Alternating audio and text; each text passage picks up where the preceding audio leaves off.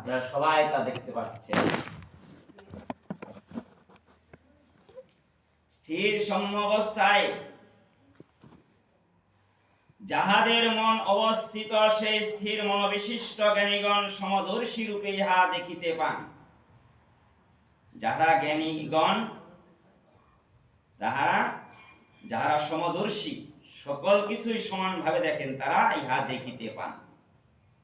এ কারণ তাহারা কর্মের অতীত অবস্থা ভাব প্রাপ্তিরূপ ব্রহ্ম ভাবকে প্রাপ্ত হন। গীতা মাহাত্ম্যম। ওম নমো ভাগবতে বাসুদেবায়।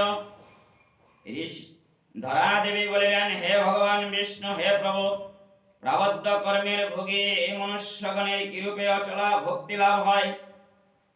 শ্রী বিষ্ণু বলিলেন, প্রাবদ্ধ কর্মের ভোগে মনুষ্যগণ সদা গীতা পাঠে নিযুক্ত হইলে ইহলোকে মুক্ত ও সুখী হন, তিনি কখনো কর্মে লিপ্ত হন না।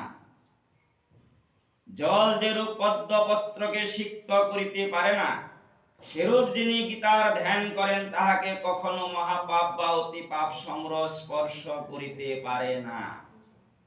যারা সব সময় গীতা জ্ঞান, গীতা ধ্যান, গীতাই সবকিছু, তাদের পদ্ম পত্রে যেমন জল দিলে জল থাকে না, তারাও ঠিক তদ্রূপ।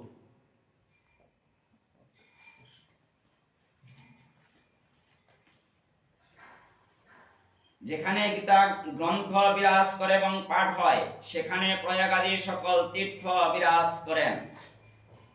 সেখানে সকল দেবতা, ঋষি, যোগী, পণ্যক এবং নারদ, উদ্ধব, পার্শ্বদগণ সহ গোপ গোপিকাগণ সমাগত হন।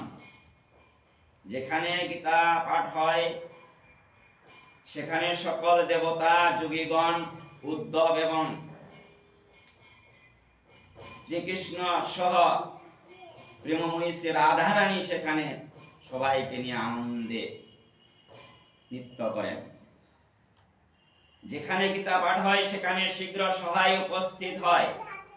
যেখানে গীতা বিচার, পঠন, পাঠন, শ্রবণ হয়, সেখানে হে পৃথিবী, আমি নিশ্চিত আমি সর্বদা বাস করি। যেখানে আমার গুণকীর্তন হয়, গীতা পাঠ হয়, ভাগবত পাঠ হয়, সেখানে আমি নিশ্চিত সর্বদা সব সময় বাস করি। গীতার আশ্রয়ে আমি অবস্থান করি। গীতা আমার উত্তম গৃহ। গীতা জ্ঞান আশ্রয় করি আমি ত্রিলোক পালন করি। গীতা আমার পরম বিদ্যা, ব্রহ্মরূপা, ইহাতে কোনো সংশয় নাই।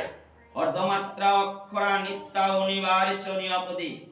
শ্রীদানন্দ শ্রীকৃষ্ণ নিজ মুখে ত্রিবেদ আনন্দময়ী তথার্থ জ্ঞান সংযুক্ত গীতা অর্জুনকে বলিয়াছিলেন।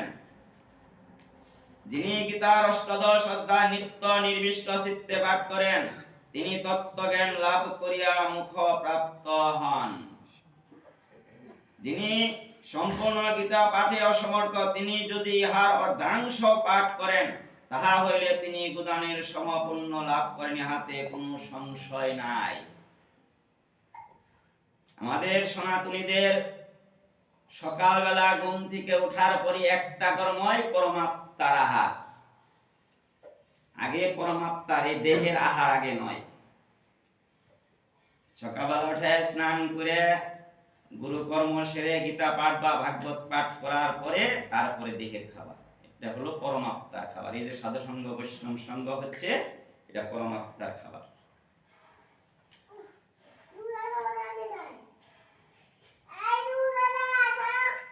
গঙ্গা, গীতা, সাবিত্রী, সীতা, সত্তা, প্রতিপ্রতা, ব্রহ্মবলী, ব্রহ্মবিদ্যা, ত্রিসন্ধ্যা, মুক্তি, অর্ধমতা, শ্রীনন্দা, ভোগ্নি, ভ্রান্তি, নাশিনী, প্রত্যেক পরমানন্দ, তথার্থ জ্ঞান মঞ্জুরি। জয় গীতা, জয় গীতা, জয় গীতা।